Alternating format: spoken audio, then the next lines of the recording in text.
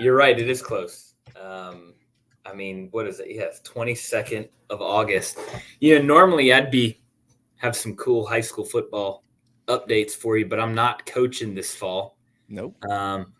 Taking the season off, and more than likely we'll be taking a few years off just with work and baby and family and trying to get some free time back in my life. So no, things are good, but definitely still following my Cardinals and Corey over there, and then able to go and occasionally Friday nights go bop around and see some of the other kids that I'm training, go watch their games, like Will Wilson, right? Yep. NC State commit out of Richland Northeast, AJ Brand, Irmo, Virginia Tech commit.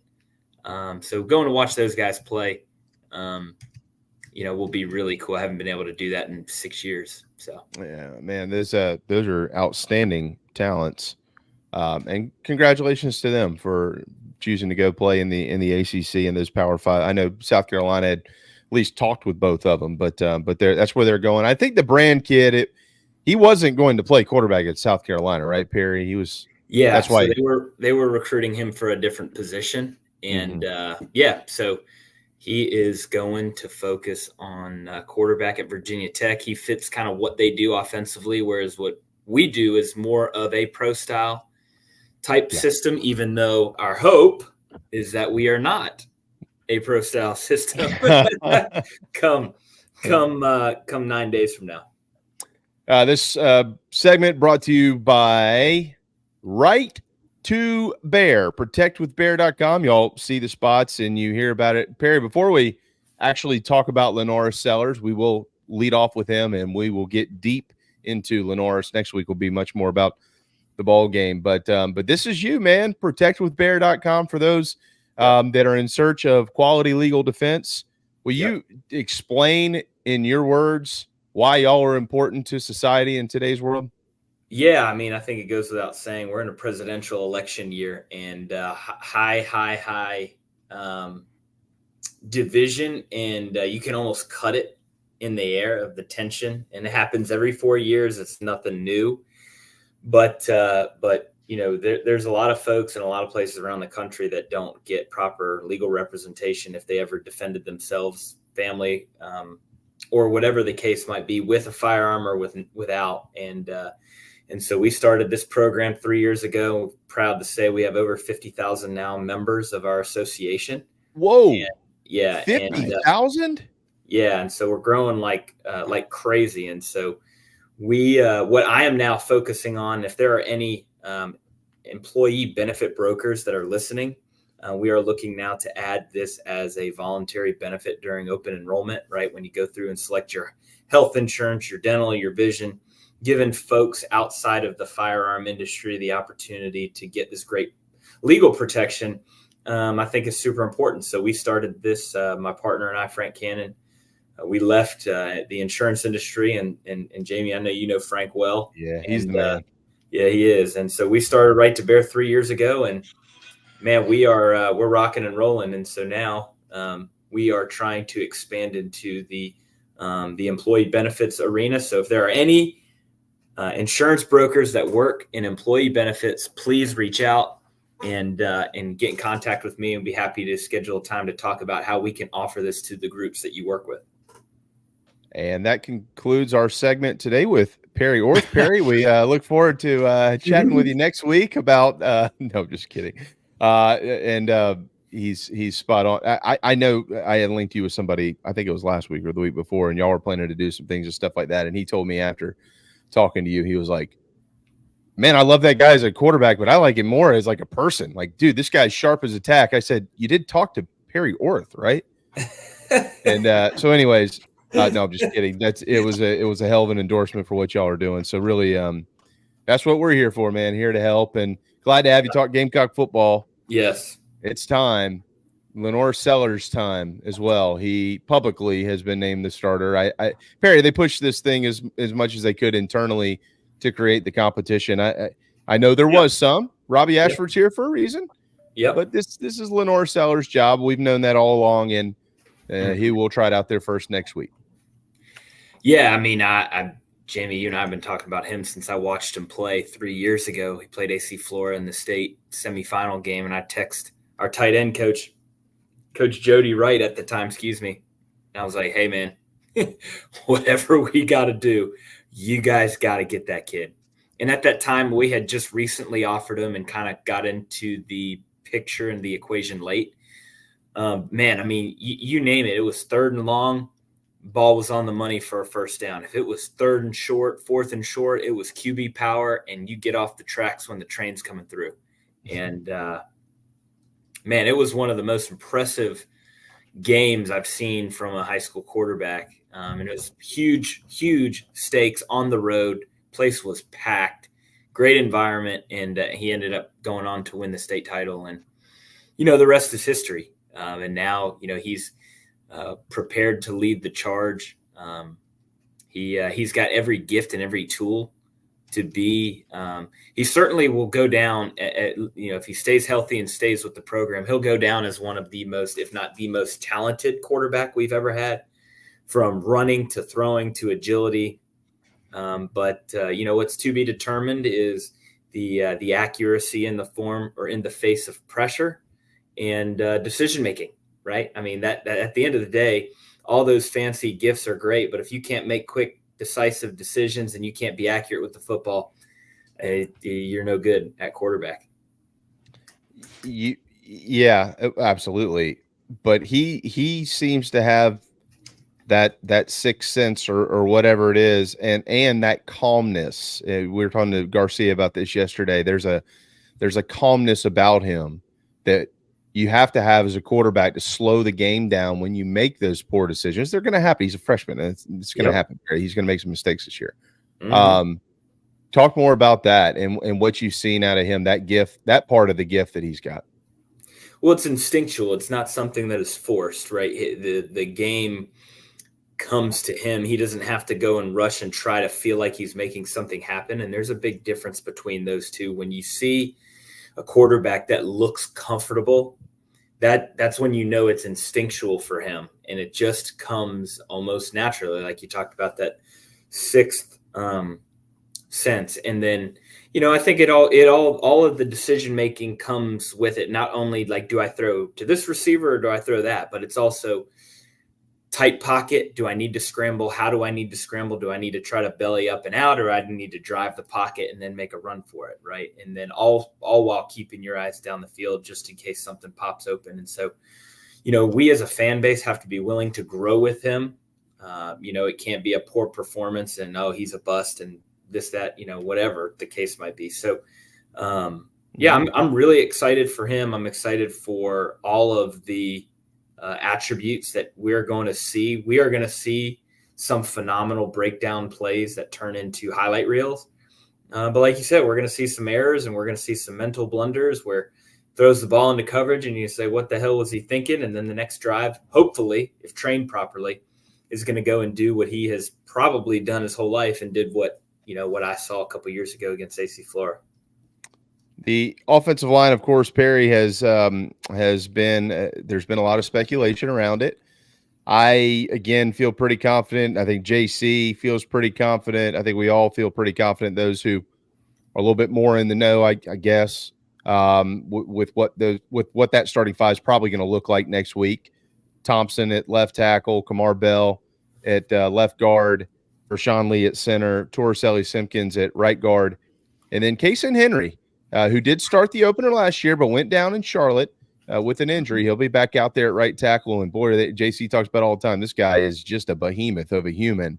Yeah. And we're fired up and ready to see him. So you've got a freshman left tackle, Perry, but you've got 6-year, 5th year, 6-year on the interior here.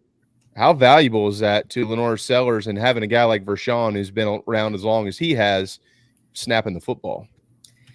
Yeah, it's all of the above. I think they're going to complement one another. When you have a quarterback that has the ability to scramble and make plays, it's going to help the offensive line. It's going to slow that rush down because they're not going to want to necessarily pin their ears back, rush upfield, and give those gaps for him to run through, right? But, yeah, as long as the plays are called in an effective manner for the ball to get out of his hand quickly, without these crazy long, extensive reads. It's going to help the offensive line. And then ultimately, how we run it all kind of comes together.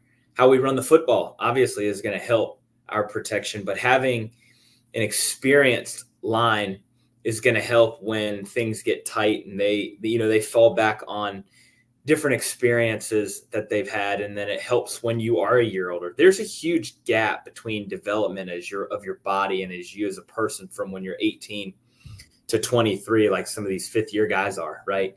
So having that experience from a composure standpoint is going to help keep that freshman quarterback under control, keep the offense, calm when, they're going to play some really good defenses. They're going to play at some really daunting venues and some really challenging places. And, we are going to need to lean into that experience if we want to excel as an offense, which we have the talent to do so.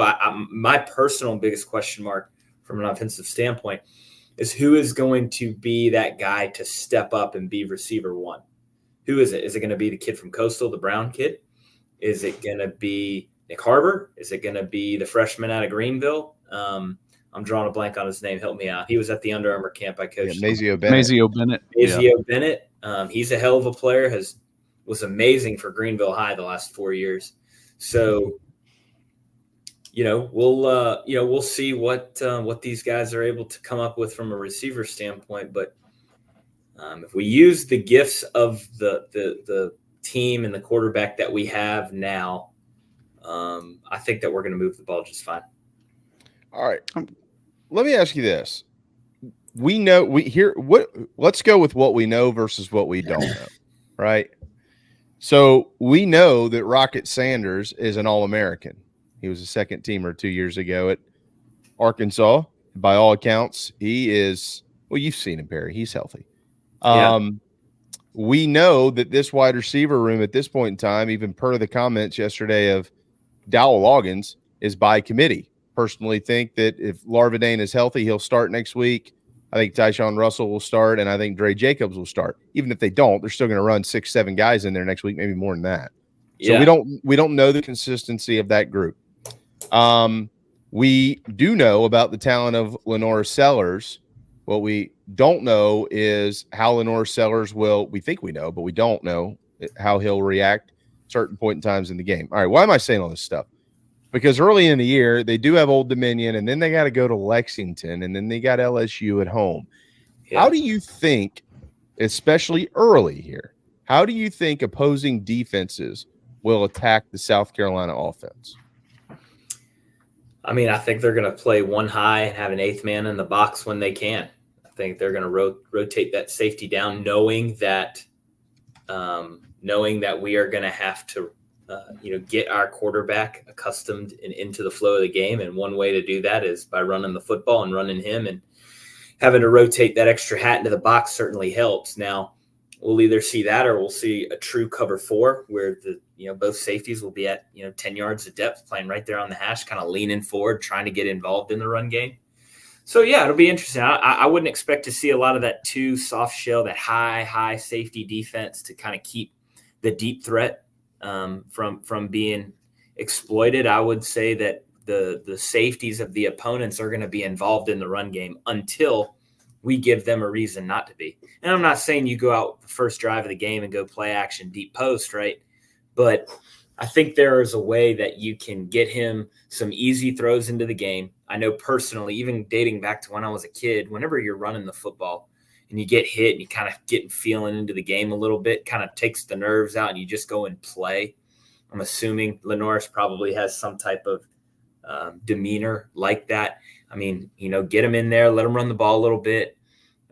Bring the Ashford kid after, quick first down to let him run a quick quarterback power or some type of pin pull action with maybe with a jet sweep motion on it. So, I mean, there's a lot that they can do with Sellers. There's a lot they can do with Robbie Ashford from running the ball. I mean, this guy's 230 pounds. I mean, we need to be running that kid.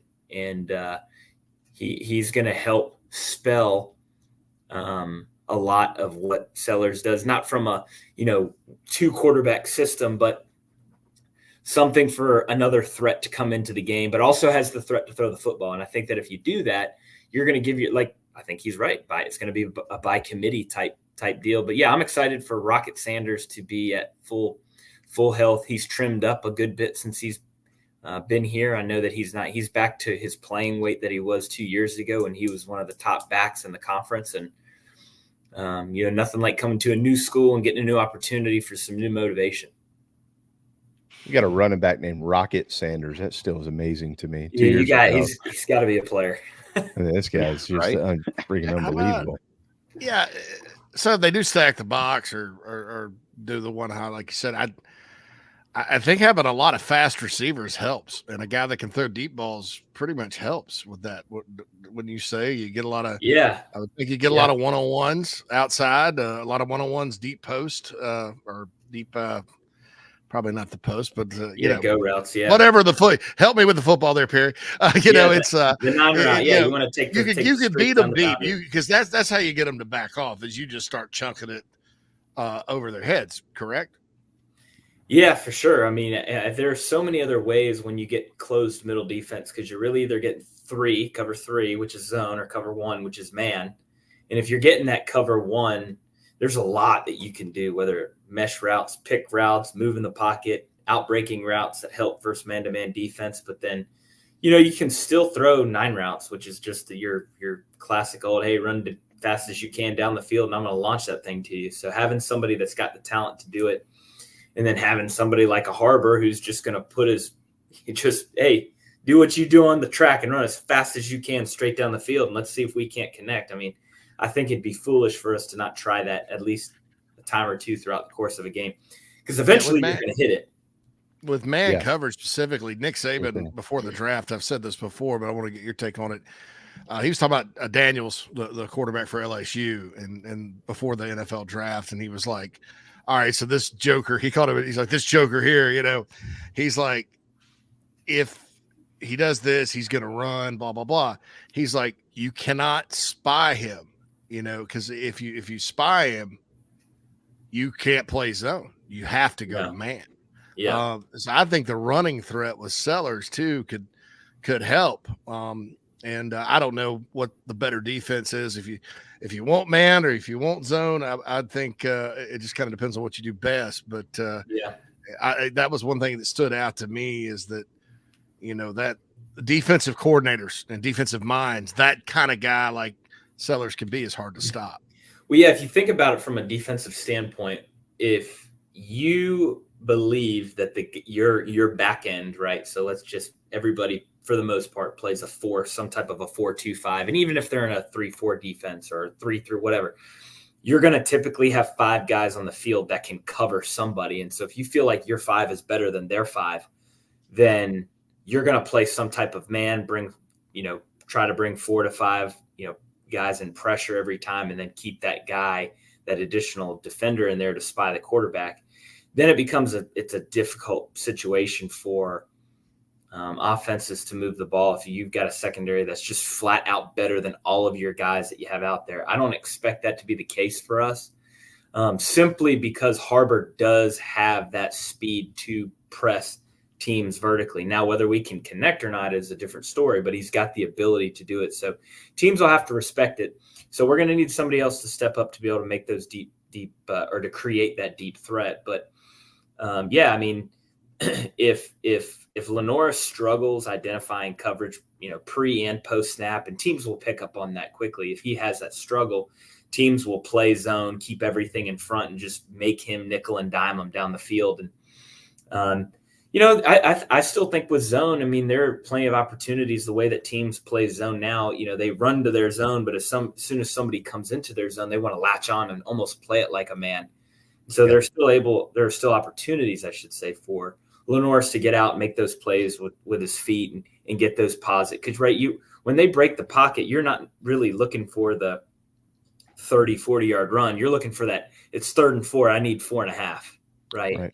And he's big enough, strong enough to lower his shoulder. I mean, 6'3", I'm looking at the roster here, 6'3", 242. I mean, he's going to be bigger than 75% of the people that are tackling him in the open field, right? Maybe maybe even 90%, right? Other than the defensive line, when he goes down the field, the guys that are having to tackle that dude are linebackers, which the linebackers are a lot smaller today than they were once before because they have to run laterally with today's game. But ain't no safeties at 240 pounds, and they're damn sure corners, right? So he's going to have the opportunity to punish some people. That's a good point. I haven't thought about it in those terms at all. All right, you mentioned all the defense. You've seen this defense. I'll just say I like where they are going into the season, Perry. We're excited about them. Yeah, I mean, hey, we are excited about this group. Number one, why? And then number two, how do you think that's helped develop Lenorris Sellers? Well, yeah, number one, I'll answer your questions backwards. One, when you compete against a great defense every day in practice, it's only going to make you better, right? And then you go out and play on a Saturday and you're like, wow, the defense I saw Monday through Friday is way more challenging, right? Because you have the 1-on-1, 7-on-7 period. You've got the team period where you're going ones versus ones. And so, yeah, you get that experience pretty quickly and to go against better competition in practice versus the game on Saturday, obviously it helps you. But the reason they feel so good about the defense is right now, knock on wood, please, Lord, no injuries like we've had. But we've got depth. Mm-hmm. And the guys they physically look the part. And the rumor that I'm hearing from inside of camp is that Dylan Stewart has been unblockable. Yeah. And it's nothing different than what you guys have heard. I mean, he's gonna terrorize some teams, and I'm not gonna sit here and say he's gonna have the same impact Clowney did as a freshman, but he's somebody that can bend and run and lean a lot like JD could, and so we'll see what we'll see what that looks like, and we'll see what how he's able to play when the lights turn on. He reminds me of what Sam Montgomery was supposed to be long-term. Sam had a really good freshman year at LSU, came out of Greenwood during the Spurrier era. I don't know if you remember him or not, but Sam was almost like a panther. He would get down on the 4-point stance, like 2 inches from the ground. I was like, how does he do it? This is like a plank in Pilates, and explosive out of his stance. Like I've never seen it. Clowney was just a freak and all those things and more. But Dylan's sort of built like Sam a little bit, gotten bigger since he's been there. And his game reminds me of and Sam could have been really great. I think Sam had some issues, but didn't quite get there. I think maybe he was a 5th round pick. I don't know. Should have been better. But I watching him in the spring game, Jamie and I sat together and saw it. Just the way he can track guys down and his bend and the get off. And all that's elite. It's better. And I'm not saying the other edge guys, Kennard and Edmond, and those guys aren't good, but there's a difference. This is one 5-star that I'm like, this guy probably could have been the number 1 player in the country had people used a little more common sense that were doing the rankings. Yeah, I think if he was committed to, maybe a more high profile school than he would have been, but yeah, I mean, you nailed it on the head. You have a star. You have a star there. You've got, and then you've got depth. Getting Edmond back helps. Getting my man from Pitt. I'm drawing a blank on his name. You get Boogie and Tonka back, and to look at those 3, one of them's going to have to sit the bench on the interior, right? And that is amazing for depth. And TJ Sanders too, man. Yeah, so. Yeah, we've got the depth to play well. I know that the kids at their media days I've seen on social media talking about they're very, very confident in what they're doing. I think if we can build on the way we played those last 3 to 4 games, I mean, we're going to be in a good position. I mean, look at the way we played against Kentucky, Clemson, Vanderbilt. We were really starting to turn the corner defensively. And that mix between the 4-2-5 and then the 3-3 stack, that good blend, and we were able to get pressure and hold the line with the 3 down, and it was tough, man. I'm excited for Coach White. I'm excited for he and his defense, and for him to, he said it publicly. This is the most depth that he's had on the defensive side of the ball since he's been here. So I'm excited for it. Perry, one quick hitter going back to the other side of the ball, because I know we're short on time, so I'll just make it a quick one. In your estimation, and I know we're just prognosticating, there's a lot of unknown here. Who do you think leads this team in receptions, and who leads this team in receiving touchdowns?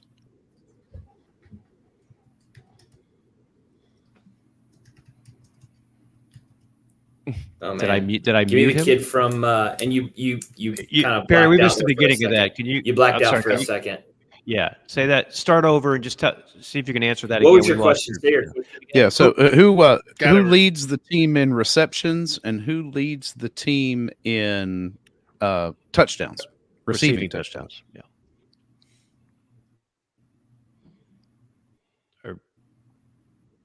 He froze. Again, that's funny.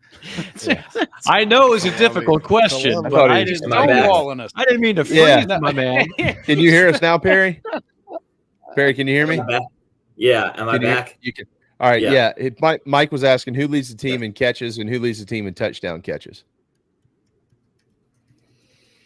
Touchdown. Give me the brown kid from Coastal on the catches and touchdown catches. So you like Jared Brown? Let's go with. I do like Jared Brown. And touchdowns. Give me the tight end. Give me Josh. Josh Simon. Yeah, that's my guy. I'm with you. Give me Josh Simon. The kid's going to the NFL. He's from beautiful Dalzell, South Carolina. Yeah. Find the tight end.